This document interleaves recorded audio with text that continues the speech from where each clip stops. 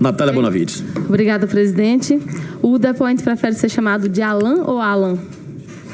Alan. Alan, obrigada. Senhor Alan, eu queria saber quando foi que foi criado o seu site? Estamos completando 5 anos no dia 18 de novembro. E o senhor mencionou há 2014. pouco, em outra resposta, que em algum momento ele deixou de ser amador, segundo as palavras do senhor, e passou a ser mais profissionalizado. Isso significaria que passou a ter equipe remunerada, coisas do tipo? A profissionalização foi com relação à organização da empresa, porque era um canal, né, no YouTube, e aí nós tivemos a estruturação de contratação de pessoas. Isso foi posterior, porque no início, veja-se, eu tenho aqui o relatório, o primeiro faturamento anual do Terça Livre, que foi em 2015, foi de R$3.000. E atualmente, há quantas pessoas que são remuneradas ou colaboradoras ou contratadas? Acho que 18 a 20. E, além da senhora Fernanda, há outros colaboradores ou contratados que são... que prestam serviço público, ou seja, que são ou servidores públicos, ou assessores parlamentares, ou assessores do executivo? Não, nenhum. A Fernanda, lembre-se, ela é freelance. Freelance, não, por isso que eu usei, inclusive, okay. a palavra colaborador, e não só contratado. Obrigado. Somente ela. Isso. Em relação à sessão que nós tivemos aqui na semana passada, que inclusive contou com a participação do deputado Frota, houve um debate sobre um chamado Gabinete do Óleo, que seria integrado por Tércio, José Mateus e Mateus. O senhor chegou a mencionar já que os conhece. Eu queria saber se eles já foram ao imóvel do senhor. Eu não chamo de casa porque o senhor disse que tem um duplo caráter, é casa, mas também é local de trabalho. Eles já foram ao seu imóvel? Isso tem alguma relação com a CPI? Sim. A jurisprudência do STF garante nossa liberdade de perguntar, porque nas nossas perguntas estão uma linha de raciocínio dentro da investigação. Mas o senhor tem o direito a ficar em silêncio. Não, sim, porque... Sim, o quê? Não, direito ao silêncio. Eu não quero ficar expondo a minha vida pessoal aqui, não. Certo.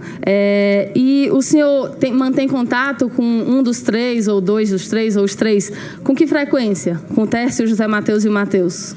Olha, eu sou jornalista. Eu preciso ir no Palácio do Planalto, frequentemente, assim como aqui no Congresso, para perguntar às pessoas. Eu encontro algumas vezes o Felipe, ou o Tércio, ou qualquer outra pessoa dentro do Palácio do Planalto e depois vou embora, depois que eu colhi minhas informações pertinentes às matérias que eu quero fazer. Os senhores chegam a combinar ações virtuais em conjunto?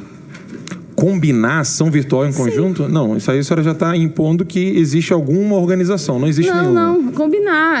Hoje a pauta vai ser tal, não? Não. Certo. Em março... Só repetir, né? Desculpa. Sou jornalista. Eu vou lá, entrevisto e saio. Sim. Ok. Exato. Agenda 7, né? Como chama. Pois bem, continuando. Em março, o senhor fez um vídeo em que exibia a imagem de uma postagem do Twitter, de um perfil, @ConstançaRezem, e também na mesma época publicou um print que também seria dessa conta, @ConstançaRezem, em que o senhor atribuía esse perfil à jornalista Constança Rezende, mas na verdade o perfil não era da jornalista Constança Rezende. O senhor tinha ciência de que estava divulgando um perfil que não era da jornalista, mas estava atribuindo que era dela? A senhora há de convir comigo que não é prerrogativa do jornalista a impecabilidade. Não, estou perguntando se o senhor tinha ciência. E se quem noticiou isso falasse que imediatamente eu tinha falado no vídeo que depois a gente descobriu um outro perfil dela, porque ela não tinha perfil verificado até então. Ela não tinha. Então o senhor reconhece... Você chegou a se corrigir, se retratar depois nas suas redes? Certo. Mas no caso, já no dia o senhor publicou uma postagem dela que diria... Dela não, né? Do perfil falso. Que diria que o perfil oficial foi derrubado por denúncias fakes. E que, abre aspas, os bolsoburros estão colocando o Estadão mentiu, mas não foi isso que aconteceu. Isso era o que estava no post que o senhor replicou.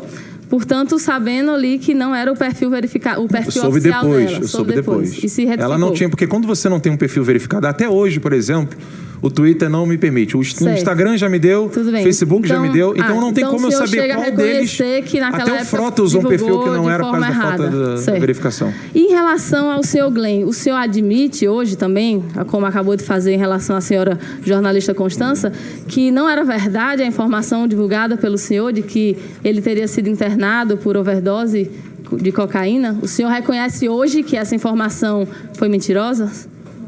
Já respondi sobre essa pergunta e me mantenho no direito de permanecer calado. O senhor fica em silêncio em relação a essa pergunta, certo? Já respondi. Não, eu invoco o sigilo da fonte, mas só que não, ela não é o Glenn, aqui não é um tribunal para investigar. Não, eu não sou o Glenn, mas assim, isso é uma comissão de inquérito, né? Então, ou o senhor responde, ou o senhor invoca o silêncio, e foi o que o senhor fez agora.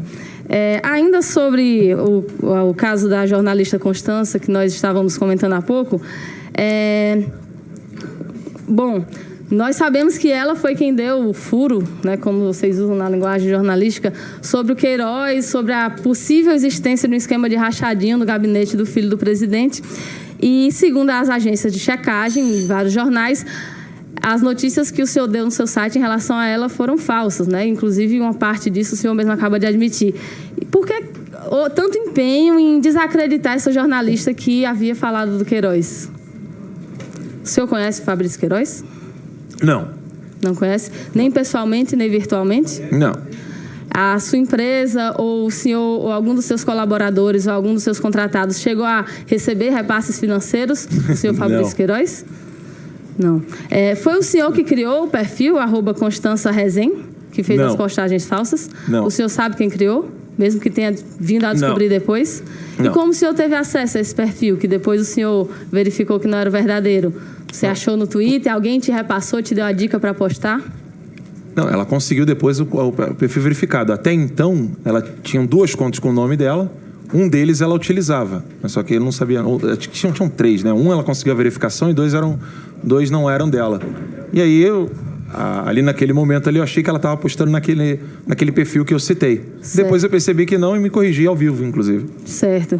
E como o meu tempo se encerra, eu estou satisfeita, presidente, e queria, enfim, comentar diante de tanto debate que a gente tem feito aqui, que realmente deve ser muito frustrante para essa parcela extrema-direita que hoje tenta veementemente obstruir os trabalhos dessa comissão, saber que o trabalho que nós estamos fazendo aqui tem um objetivo muito claro, muito específico, definido, e que deve ser muito frustrante realmente saber que a eleição do ano passado não teria sido ganha por ele se não fosse um esquema como esse de notícias falsas e se não fosse a prisão política do presidente Lula. Eu entendo a frustração e quero dizer que essa comissão tem sido tão didática, tão pedagógica, que vários dos parlamentares do PSL, ao longo das sessões passadas, mentiam, dizendo que o Haddad havia sido condenado por fake news. E hoje eu fiquei muito feliz de ver uma deputada deles se corrigindo, né, falando corretamente o que aconteceu. Então, realmente, que bom que essa comissão tem tido resultados. Obrigada, presidente. Anuncia a palavra o deputado.